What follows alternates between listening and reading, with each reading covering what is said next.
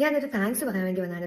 Big thanks to Anumol. ശരിക്കും ദൈവമുണ്ട്. കാരണം ഞാൻ അനുഭവിച്ച ഒരു സൈബർ ബുള്ളിയിങ്, അനുമോളുടെ ഓവറായിട്ടുള്ള വീഡിയോ കാരണം ഞാൻ അനുഭവിച്ച, സത്യം പറയാം, എനിക്ക് ഉറപ്പിച്ച് പറയാൻ അനുമോളുടെ PR ഇഷ്യൂ ആയതുകൊണ്ട് അനുമോളുടെ ആൾക്കാർ തന്നെയാണ് എനിക്ക് നേരെ വന്നിട്ട് ഇത് പറഞ്ഞത്. ഞാൻ പറഞ്ഞത് കള്ളമാണ്, ഞാൻ കള്ളിയാണ് എന്നാണ് പറഞ്ഞത്. ഞാൻ കള്ളിയാണ്, PR കൊടുക്കാൻ അനുമോൾക്ക് പൈസയില്ല, അനുമോൾ ഭയങ്കര കഷ്ടപ്പെട്ട് വന്ന ആളാണ് എന്നൊക്കെ പറഞ്ഞ ആൾക്കാർ കണ്ടു നോക്ക്.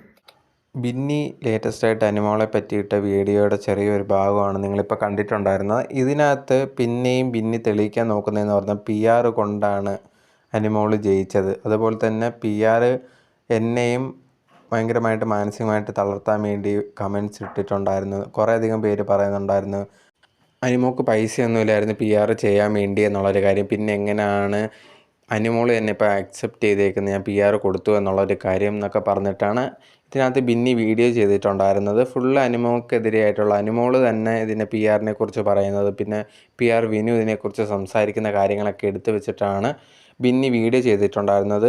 ഇനി നിങ്ങളെ ഓർത്തൊക്കെ PR ഇല്ല എന്ന് പറയുന്ന ആൾക്കാരെയൊക്കെ ഓർത്ത് ഭയങ്കര സഹതാപമുണ്ട് എന്നുള്ളൊരു കാര്യമൊക്കെ ബിന്നി പറയുന്നുണ്ട്.